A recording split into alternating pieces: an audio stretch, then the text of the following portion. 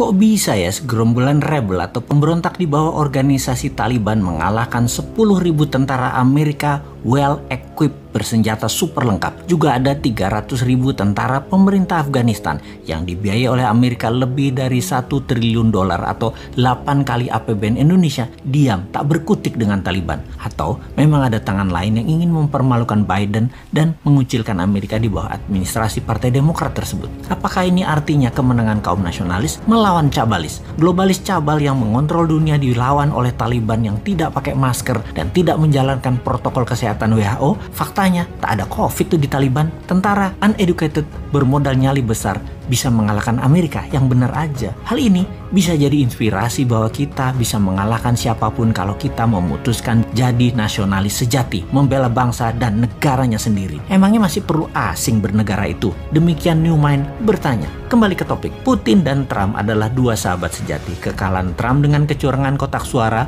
ala pakai kardus digembok versi modern lah, membuat kaum nasionalis dunia main shadow, tidak muncul di permukaan lagi. Kalah di Afghanistan, administrasi Biden tercoreng habis. Mereka kenyataannya di dalam negeri sedang ribut masalah Kamala Harris. Lalu sekarang Demokrat ditampar dengan hengkangnya Amerika ke birit-birit lari dari Kabul. Bukti lagi, mereka tidak bisa mempertahankan aset minyak Afghanistan yang besar karena lemahnya Biden. Kita agaknya harus mengajari kaum old mind bernegara internasional yang memang tidak terlalu jago dan selalu salah di mata internasional karena memang jarang berkunjung ke negeri tetangga atau negeri sekutu lainnya. Memang selama 7 tahun ini diplomasi luar negeri agak lemah. Jarang sekali ngurusi luar negeri, pada 80% produk kita atau kebutuhan kita tergantung dengan luar negeri, terutama cara ekonominya saat ini dikelolanya. Faktanya, 80% ngurusi politik dalam negeri saat ini dan kebijakan yang diambil selalu yang populis, yang rakyat suka. Itu aja yang keputusannya dibuat, bukan yang benar. Apa salah emangnya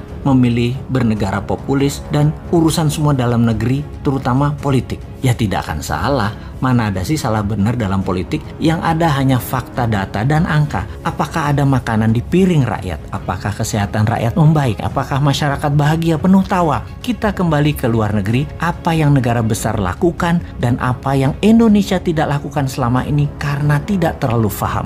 Taliban menang, Presiden Ashraf Ghani kabur, Amerika dibully. Minggu sebelumnya, Amerika mengadakan pertemuan yang alot dengan negosiator Taliban di Doha, menyertakan negara regional, Rusia, dan Tiongkok. Amerika memberikan ancaman kepada Taliban akan diperlakukan Taliban sebagai nantinya negara pariah atau pariah state bila ambil kekuasaan dengan paksa. Pemerintah Afghanistan, Ashraf Ghani, menawarkan sharing of power sebagai imbalan gencatan senjata pada Taliban. Tapi ini ibarat menawarkan remis. Taliban tahu Amerika dan Ashraf Ghani sudah kalah posisi. Taliban mempercepat proses takeover. Urban area dan ibu kota Kabul dikuasai. Pentagon kirim 3.000 pasukan evakuasi. UK, Inggris, mendeploy 600 prajurit. 1.000-an troops dipindahkan ke Qatar. 1 brigade dengan 4.000 personel tempur siaga di Kuwait. Jumlah totalnya kira-kira ada 8.000 pasukan available dideploy ke Afghanistan bila situasi memburuk. Ternyata tidak action juga. Tiongkok yang paling diuntungkan. Setidaknya bisa mempengaruhi Taliban untuk menyingkirkan para militer Uighur. Koridor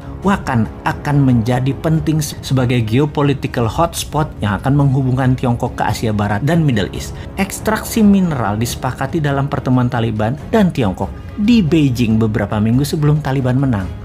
Dikira Tiongkok nggak main ya di sana. Ini faktanya. Sekali lagi, ingat nikel, ingat Tiongkok kan? Yaitu ekstraksi mineral Afghanistan untuk Tiongkok terlihat baik membantu, tapi aset Afghanistan disedot. Ternyata kekuatan Amerika tidak berguna karena Taliban membiarkan Al-Qaeda dan ISIS berkembang di Afghanistan. Sebagai catatan, dalam 5 tahun ini Al-Qaeda dan ISIS link grup menjalar ke Asia Timur dan Utara. Pecahan grup ekstremis Taliban dan simpatisan Al-Qaeda dan ISIS saat ini ditemukan di banyak negara Afrika, bahkan di Filipina, juga Indonesia. Sungguh, kemenangan Taliban di Afghanistan juga bisa menjadi booster bagi kelompok radikal di tempat lain, sekaligus bukti war on terror belum selesai. Pemerintah nasionalis Indonesia di dalam negeri perlu mempercepat konsensus menghabisi gerakan pemahaman keras far right ekstremis sebagai pekerjaan rumah kalau ingin aman ke depannya. Di luar negeri, mainkan seperti Tiongkok, ambil benefit di air keruh. Paham? Enggak? Yo wes, tunggu 2024 kita praktekkan nanti.